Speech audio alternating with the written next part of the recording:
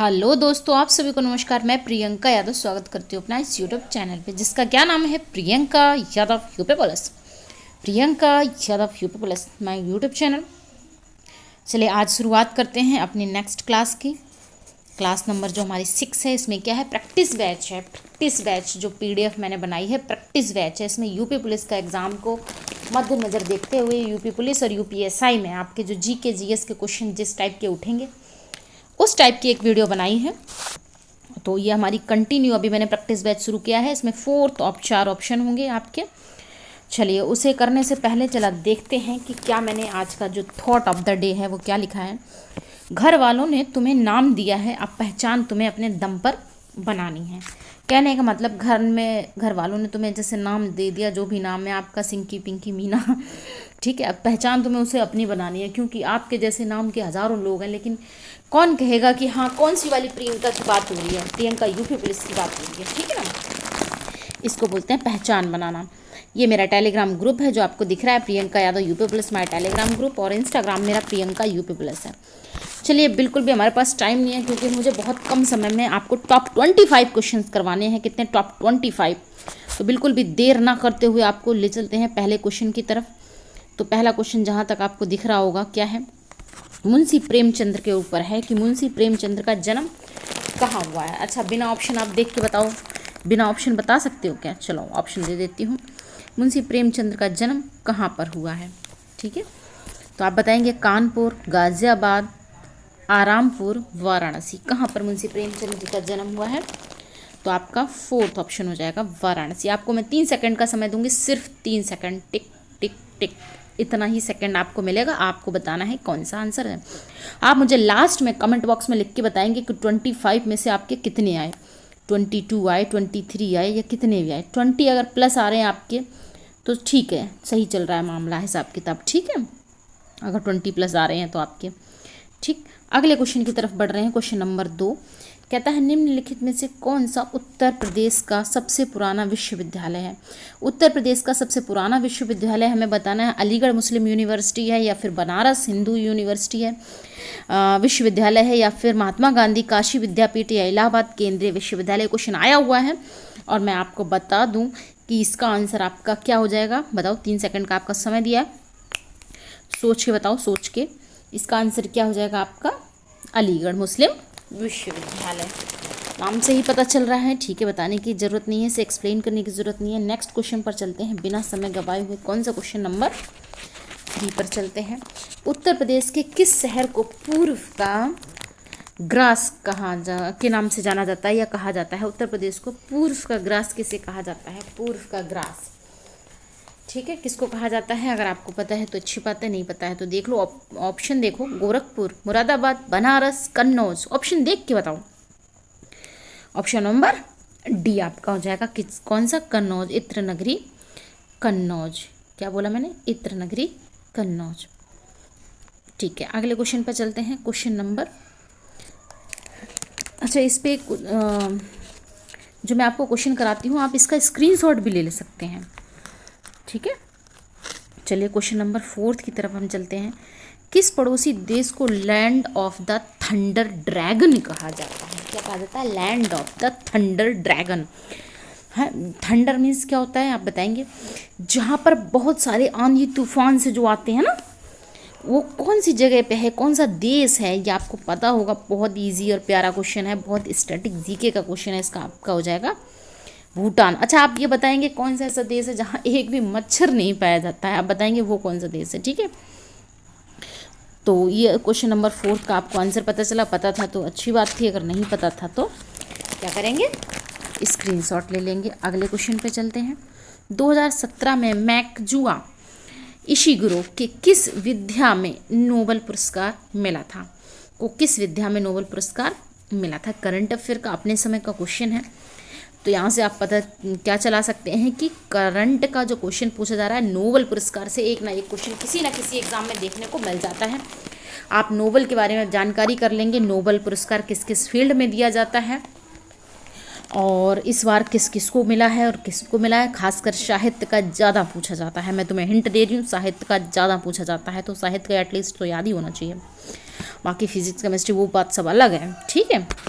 Next question चलते हैं, सीकर तकनीक के साथ भारत की क्रूज मिसाइल कौन सी है? सीकर तकनीक के साथ भारत की कौन सी मिसाइल है? तुम पता होना चाहिए, अगर पृथ्वी है, गरुड़ है, नारायण है या ब्रह्मोस है, कौन सी है सीकर तकनीकी के साथ भारत की मिसाइल? बोलो। ये आपकी हो जाएगी कौन सी? ब्रह्मोस। ठीक है, ब्रह्मोस हो जाएगी आपकी। कौन सी? सीकर तकनीकी पर आधारित। ठीक, चलिए अगले क्वेश्चन की तरफ बढ़ते हैं। भारत और पाकिस्तान के बीच कितनी पार सीमा ट्रेन चलती हैं? कहने का मतलब भारत और पाकिस्तान के बीच कितनी ट्रेन चलती हैं? क्वेश्चन भी आया हुआ है, फिर मत कहना बताया नहीं था। ये आपकी 2 ट्रेनें चलती हैं। जिसको नाम पता है उन दोनों ट्रेनों का, और वो मुझे लिख के ज़रूर बताएंगे कि कौन कौन सी ट्रेनें 2 चलती हैं। ठीक है, उसके बाद हाल ही में एक वैश्विक डेटा चोरी अपराध किस कंपनी का नाम आया है? तो ये उस समय का करंट था, लेकिन करंट कभी पुराने नहीं होते, वो कभी भी किसी को भी उठा के दे देते हैं, इसलिए नज़र बनाए रखो पुराने करंट पर, पुराने पेपरों पर। ठीक है, तो कौन सी एक वैश्विक स्तर की कोई कंपनी है जिसने डाटा चोरी करने का अपराध, उस कंपनी के नाम जो लांछन लगा है वो कौन सी? Cambridge Analytica. Cambridge Analytica company है। ठीक है, ये आपकी है। नेक्स्ट क्वेश्चन पे चलते हैं, क्वेश्चन नंबर 9 पर। 15वीं रूस और भारत चीन त्रिपक्षीय बैठक जो हुई है विदेशी मंत्रियों की 2017 में हुई है, लेकिन वो कहाँ हुई है? आंसर ये है, आपको बताएंगे कहाँ हुई है। अब जो खास करके भारत चीन और रूस की बात कर रहा है और त्रिपक्षीय बैठक का वो क्वेश्चन भी पेपर में दे रहा है, तो तुम्हें समझ जाना चाहिए भारत में ही हुई होगी। और जो भारत में हुई होगी तो मीटिंग भारत में मोस्ट प्रोबेबली कहाँ पे होती है आप बताओ? नई दिल्ली में होती है, जाहिर सी बात है। ठीक है, उसके बाद अगली क्वेश्चन पे हम चलते हैं, क्वेश्चन नंबर 10 पर। तो क्वेश्चन नंबर 10 में है, भारत में ब्रिटिश शासन का बड़े पैमाने पर विस्तार सहायक संधियों के माध्यम से हुआ। ठीक है, इसके बाद जो गवर्नर जनरल के शासन काल में शुरू हुई। तो आपको गवर्नर जनरल का नाम बताया है कि किसके शासन काल में ये शुरू हुआ। अगर आपको एक बार में क्वेश्चन पूरा ना दिख रहा हो तो मैं दोबारा से पढ़ के आपको बताती हूँ क्या कहा। भारत में ब्रिटिश शासन का बड़े पैमाने पर विस्तार सहायक संधियों के माध्यम से हुआ है। तो जो सहायक संधियाँ होती थीं, तो आप बताएंगे कि वो कौन सा गवर्नर था जिसके समय में ये संधियाँ शुरू हुई? बताएंगे कौन किसके टाइम पर शुरू हुई। ठीक है, तो इसका आंसर आपका हो जाएगा Lord Warren Hasting, Lord Cornwallis, Lord Wellesley. तो इसका आंसर आपका हो जाएगा बहुत ही अच्छा वेलेस्ली। ठीक है, लॉर्ड वेलेस्ली के शासन काल में ये संधियाँ शुरू होती हैं। नेक्स्ट क्वेश्चन पे चलते हैं, क्वेश्चन नंबर इम्पॉर्टेंट, बड़ा ही धार्मिक अच्छा क्वेश्चन आ गया आपका। गुरु गोविंद दो खड़े काके लागू पाए, बलिहारी गुरु आपने गोविंद दियो बताए।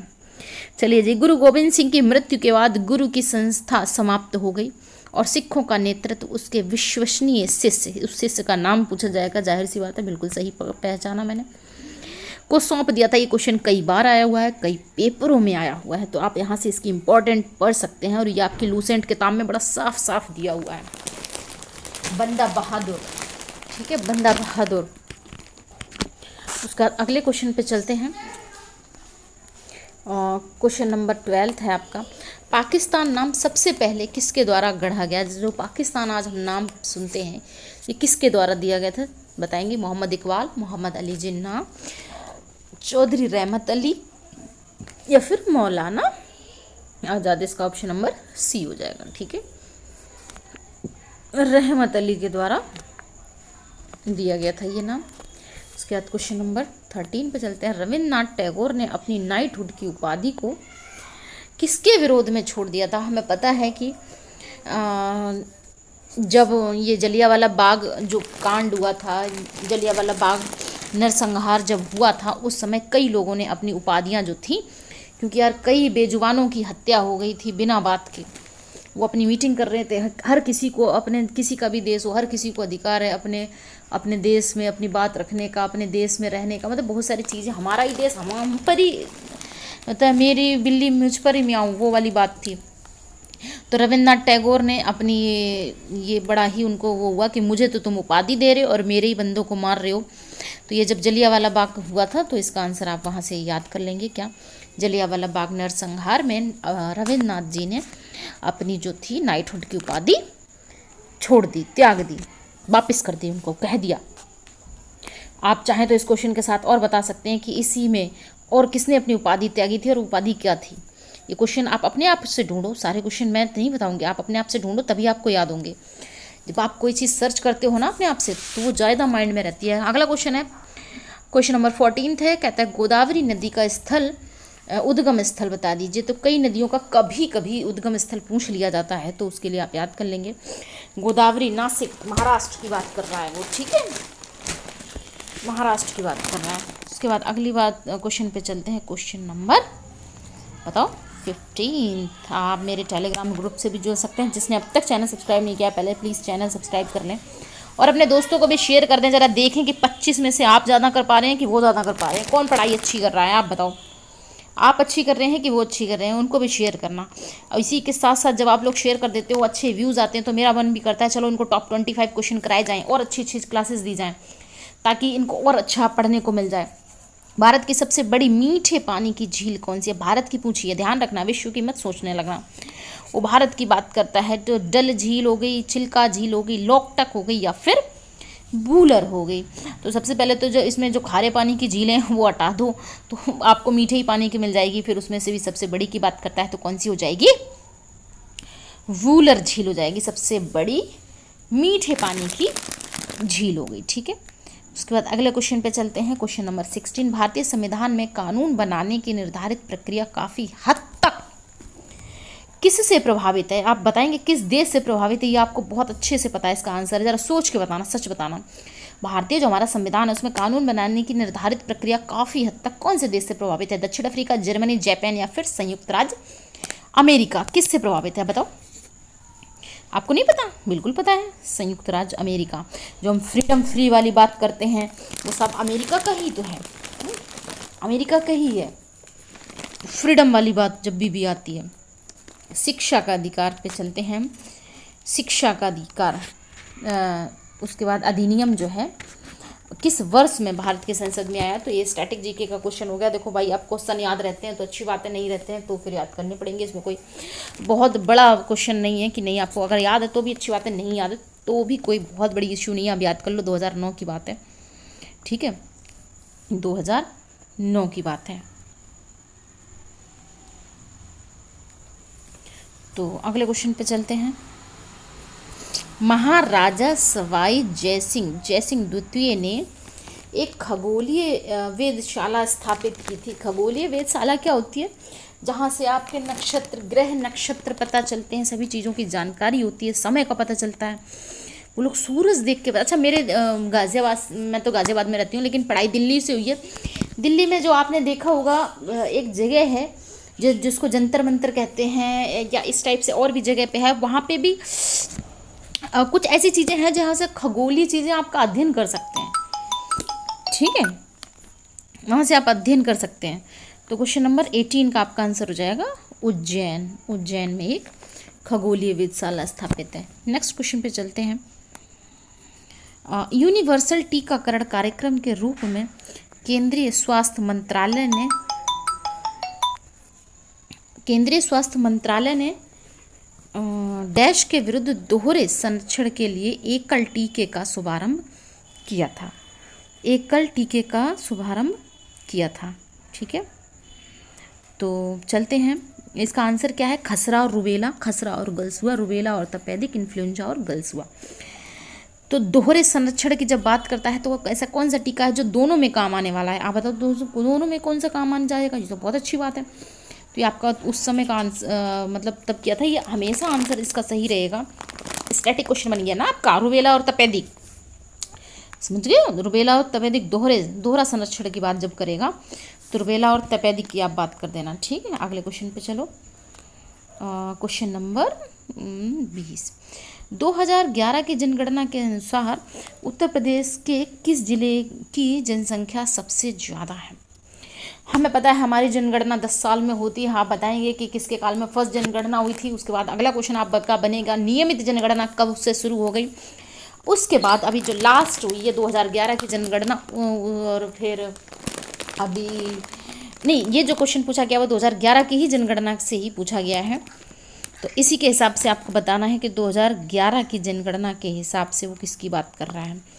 ठीक है, तो इसका आंसर हो जाएगा कहाँ की जनसंख्या ज़्यादा है, गोरखपुर, लखनऊ की, इलाहाबाद की या फिर बरेली की, कहाँ की ज़्यादा है, तो आप बता देंगे।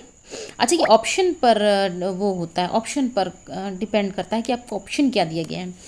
ऐसा नहीं है कि तुम इलाहाबाद की सोच के बैठ जाओ और कहीं की जनसंख्या ज़्यादा है ही नहीं। ठीक है, तो 2011 के जनगणना से क्वेश्चन पूछे जाते हैं और पूछे जाएंगे, तो आप थोड़ा सा उस पर भी ध्यान बिल्कुल दे लेंगे। निम्नलिखित में से क्वेश्चन ध्यान से सुनना, किस रियासत ने 1947 में पाकिस्तान में मिलने की घोषणा की थी, लेकिन बाद में जनमत संग्रह के बाद इसे भारत में शामिल होने के लिए मजबूर होना पड़ा। 1947 में कहते हैं कि मेरे को कहाँ जाना है भाई, पाकिस्तान में जाने की बात हो गई, उसके बाद उसको मजबूर होकर कहाँ आना पड़ा, भारत में आना पड़ा। बहुत ही प्यारा उम्दा क्वेश्चन है। इस पे 3 जगह का नाम आता है हमेशा, जूनागढ़, हैदराबाद। ठीक है, तो हैदराबाद की अलग कहानी है, जैसे जूनागढ़ की अलग कहानी है, और इन सब तीनों की अलग कहानी है। तो कोई नहीं, इसका आंसर फिलहाल जूनागढ़ है और आप जूनागढ़ में इसका आंसर हो गया। इसको बाद में भारत में ही आखिरकार शामिल होना पड़ा। तो अगले क्वेश्चन पे चलते हैं। क्वेश्चन नंबर 22 होगा शायद, जहाँ तक मुझे ध्यान है। हाँ, 22 है। निम्नलिखित भारतीय राज्यों में से किस से कर्क रेखा नहीं गुजरती। बहुत ईजी क्वेश्चन है, न्यूज़ कह लो हलवा क्वेश्चन है बिल्कुल, लेकिन क्वेश्चन आता है तो बिल्कुल पूछा जाता है तो बताना पड़ेगा ही कि राजस्थान, मिजोरम, त्रिपुरा, उत्तर प्रदेश कहाँ से नहीं गुजरती। आप इधर से गुजरात से शुरू कर लिया करो, फिर आपको पता चल जाएगा कि कहाँ से गुजरेगी और कहाँ से नहीं गुजरेगी। ठीक है, तो 8 राज्यों से गुजरती है। जिसको पता है भैया कमेंट बॉक्स में लिख के ज़रूर बता दियो। उत्तर प्रदेश इसका आंसर, उत्तर प्रदेश से नहीं गुजरती है ना, गुजरात, राजस्थान, MP, छत्तीसगढ़ ऐसे ऐसे गुजरती है सीधी, त्रिपुरा, मिजोरम होती हुई चली जाती है। 8 के नाम आप मुझे सीक्वेंस से बताएंगे। ठीक है, निम्नलिखित भारतीय राज्यों में से किस राज्य में द्विसदनीय विधानमंडल नहीं है। द्विसदनीय विधानमंडल कहने का मतलब विधानसभा और विधान परिषद दोनों नहीं है। तो ऐसे कौन कौन सी जगह है जहाँ पे विधानमंडल, विधान परिषद नहीं है, आप ऐसे याद कर लो चुटकियों में। ये सब बहुत प्यारे और अच्छे क्वेश्चन आपको देखने में ज़रूर मिलेंगे। ठीक, इसका आंसर हो जाएगा आपका तमिलनाडु। अच्छा, आपने मुझे अब तक इंस्टाग्राम पे अगर फॉलो नहीं किया और आप इंस्टाग्राम पर हैं, बेशक ही कम चलाते हो, लेकिन इंस्टाग्राम अगर आपकी आईडी है तो मुझे वहाँ पे फॉलो ज़रूर करना है। इंस्टाग्राम आईडी है मेरी प्रियंका यूपी प्लस। 85,000 फॉलोवर्स के आसपास जो आईडी है वो मेरी आईडी होगी। और आप सभी का मेरे इंस्टाग्राम परिवार में भी बहुत बहुत स्वागत है। आप सभी लोग मुझे वहाँ से फॉलो कर सकते हैं। अच्छा, आज अपने दोस्तों को शेयर जरूर करना, मुझे पक्का बताना कि मैम मेरे इतने सही आए 25 में से, और मेरे दोस्त का नाम ये है और उसके इतने सही आए। अच्छा, जिसके, अब मैं आगे से ध्यान रखूँगी, जिसके 20+ जिसके आंसर सही जाएंगे, मैं उसका आगे से वीडियो में नाम लेकर और बताया करूँगी। वो मुझे बताएगा कि स्टूडेंट्स मैं कहाँ से हूँ। शिवानी बार बार कॉल कर रही है, आप मुझे तुरंत बताएंगे कि क्या बोलते हैं कि उसके कितने सही आए। ठीक है, अगले, भारत की संविधान सभा की संघ शक्ति समिति के अध्यक्ष कौन थे। भारत की संविधान सभा की संघ शक्ति के अध्यक्ष कौन थे। तो आपका जो आंसर हो जाएगा, ऑप्शन पहले सुन लो, डॉक्टर राजेंद्र प्रसाद, JP कृपलानी, सरदार वल्लभ भाई पटेल और जवाहरलाल नेहरू। एक तो मच्छरों ने और आफत कर रखी है, तो जवाहरलाल नेहरू हो गए। संघ समिति, जब भी संघ की बात करी जाए, जोड़ने की बात करी जाए, तो आपके ये जो हो जाएंगे कौन, जवाहरलाल नेहरू। अच्छा, सरदार वल्लभ भाई पटेल ने भी जोड़ने का बहुत काम किया है, तो इनकी भी कई। अच्छा सुनो, जो समिति हैं ये आपके कौन सी बुक में, जो भी आप बुक पढ़ते हो GK की, मुझे XYZ, उसमें समितियां दी गई हैं 6-7 समितियां। उनके कौन कौन अध्यक्ष रहे, बड़ा छोटा सा टॉपिक है, 5 मिनट का, आज ही उसे खत्म कर लेना, किस किस की कौन सी समिति के अध्यक्ष कौन है। चलते हैं हम अपने लास्ट क्वेश्चन की तरफ। उसके बाद मैंने आपको हमेशा की तरह एक क्वेश्चन शायद दिया हुआ है, उसको भी आप करेंगे। रीजनिंग का जो मैं क्वेश्चन देती थी पिछले वीडियो में नहीं दिया, तो आप सबने शिकायत करनी शुरू कर दी, मामा आपने रीजनिंग का क्वेश्चन क्यों नहीं दिया, तो मैंने दे दिया। प्राचीन गणित पुस्तक गणित सार संग्रह डैश द्वारा लिखी गई थी। आप बताएंगे गणित सार संग्रह जो पुस्तक है वो किसके द्वारा लिखी गई थी। तो आई डोंट थिंक कि आपको इसका आंसर पता होगा। महावीराचार्य के द्वारा ये पुस्तक लिखी गई थी। अगर आपको पता था तो अच्छी बात है, नहीं पता है अभी स्क्रीनशॉट ले लो, मैंने आपको 3 सेकंड दे दिया, ले लो स्क्रीनशॉट। ठीक है, चलते हैं अगले क्वेश्चन की तरफ।